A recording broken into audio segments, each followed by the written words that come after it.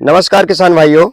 आज के इस वीडियो में हम बात करने वाले हैं गेहूं के अंदर अंतिम सिंचाई हमें कब करनी चाहिए, जिससे हमारी फसल का उत्पादन भी अच्छा हो और फसल पर उसका प्रतिकूल प्रभाव भी ना पड़े। जैसा कि आप देख पा रहे हैं, हमने इस गेहूं की फसल के अंदर अंतिम सिंचाई आज कर दी है। अगर मैं वैरायटी की बात करूं तो DCM श्रीराम की सुपर 303 वैरायटी है और 17 नवंबर की इसकी बिजाई है। उस हिसाब से आज इसको 121वां दिन है और 121वें दिन पे हमने आज इसकी अंतिम सिंचाई कर दी है। ये तो रही दिन के हिसाब से। दूसरी जो एक कंडीशन होती है कि हमने अपनी गेहूं की फसल के अंदर चेक करना है कि उसका फूल पूर्ण रूप से उतर चुका है या नहीं। आप इस फसल के अंदर देख भी पा रहे होंगे, फूल लगभग उतर चुका है और जो दाना है वो अपना पूर्ण रूप ले चुका है, यानी जो बनने की प्रक्रिया है वो लगभग पूर्ण हो चुकी है और अब ये अच्छे से सेट होगा। इसका साइज, शाइनिंग, शेप सब इंक्रीज होगा और लगभग 15 से 20 दिन के अंदर अंदर ये पक करके तैयार हो जाएगा।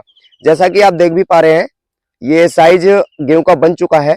और ऐसी अवस्था में यदि आप अपनी गेहूं की अंतिम सिंचाई करते हैं तो निश्चित तौर पर एक तो हमारा जो दाना है वो भरपूर शेप के साथ, शाइनिंग के साथ पकता है। कई बार आपने देखा है कि जब हम फूल की अवस्था में सिंचाई कर देते हैं तो हवा के कारण पौधों की जड़ें हिल जाती हैं, जिससे जो पकाव है दाने का वो पिचका हुआ रहता है और उसका सीधा सीधा असर ये रहता है कि उत्पादन गिर जाता है। अगर हम इस वाली अवस्था में सिंचाई करते हैं तो हमारा दाना भरपूर मात्रा के साथ, अच्छी शेप के साथ, शाइनिंग के साथ और वजन के साथ पकता है और उसका परिणाम ये होता है कि हमें उत्पादन ज्यादा मिलता है।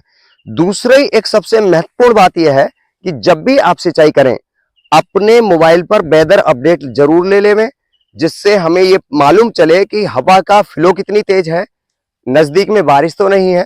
कई बार जब हम सिंचाई करते हैं और हवा अगर तेज होती है, 15 से 20 की रफ्तार पे वो फ्लो होती है, तो कई बार हमारी फसल गिर जाती है।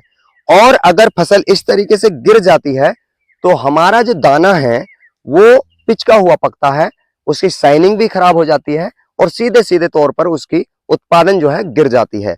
तो इन चीजों का विशेष तौर पर ध्यान रखें।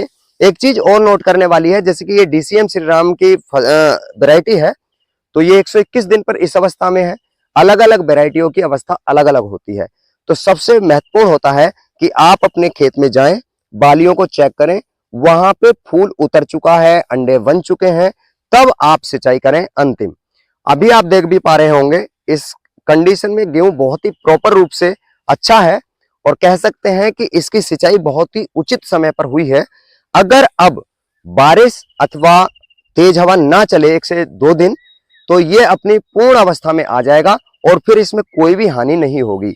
हमने देखा है कई बार कि जब हम जैसे ही सिंचाई करते हैं हवा चल गई और हमारी फसल गिर जाती है, जिसके कारण से उत्पादन गिर जाता है।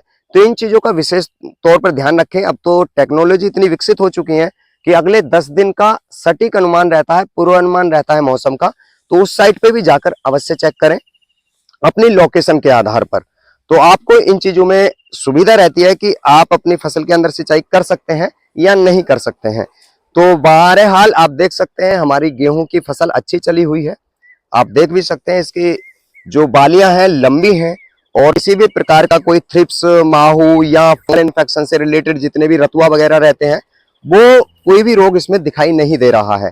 क्योंकि हमने समय समय पर इसमें जो प्रोटेक्शन देने होते हैं, जो क्रॉप प्लान होता है फर्टिलाइजर को लेकर के, वो किया है। और इसी खेत के समय समय पर मैंने वीडियो दिया है पहली सिंचाई पर क्या दें, कौन सा स्प्रे डालें। अभी हमने पहले लगभग 15 दिन पहले फूल से अवस्था की जो फूल से पूर्व की जो अवस्था रहती है 05234 और वोरोन का स्प्रे किया था। तो समय समय पर हमने इसके बहुत सारे वीडियो आपको दिए हैं, उनके कमेंट बॉक्स में लिंक मिल जाएंगे, तो वो भी आप चेक कर सकते हैं। बाकी ऑल ओवर फसल कैसी है कमेंट में जरूर बताएं।